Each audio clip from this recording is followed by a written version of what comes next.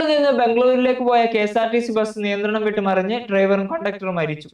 Bengaluru Mysuru express വേയിൽ ബിഡദിക്ക് സമീപമുണ്ടായ അപകടത്തിൽ 14 പേർക്ക് പരിക്കേറ്റു.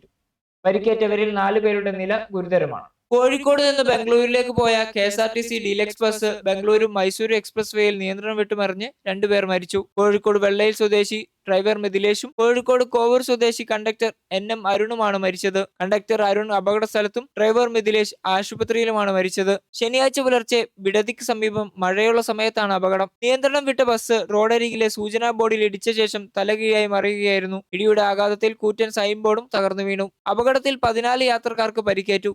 ഇതിൽ 4 പേരുടെ നില ഗുരുതരമാണ്. പരിക്കേറ്റവരെ ബിഡദിയിലെയും ബംഗളൂരുവിലെയും വിവിധ ആശുപത്രികളിൽ പ്രവേശിപ്പിച്ചു. ഗുരുതരമായി പരിക്കേറ്റവരെ വിദഗ്ധ ചികിത്സയ്ക്കായി മാറ്റിയിട്ടുണ്ട്. കോഴിക്കോട് ഡിപ്പോയിൽ നിന്നുള്ള ബസ്സാണ് അപകടത്തിൽപ്പെട്ടത്. സംഭവം അറിഞ്ഞ കെ.എസ്.ആർ.ടി.സി ഉദ്യോഗസ്ഥർ സ്ഥലത്തെത്തി. അപകടത്തിന്റെ കാരണം സംബന്ധിച്ച് പോലീസും കെ.എസ്.ആർ.ടി.സിയും അന്വേഷണം ആരംഭിച്ചിട്ടുണ്ട്. അപകട സമയത്ത് സമീപത്ത് മറ്റ് വാഹനങ്ങൾ ഇല്ലാതിരുന്നത് വലിയ ദുരന്തം ഒഴിവാക്കിയെന്നാണ് പ്രാഥമിക വിവരം.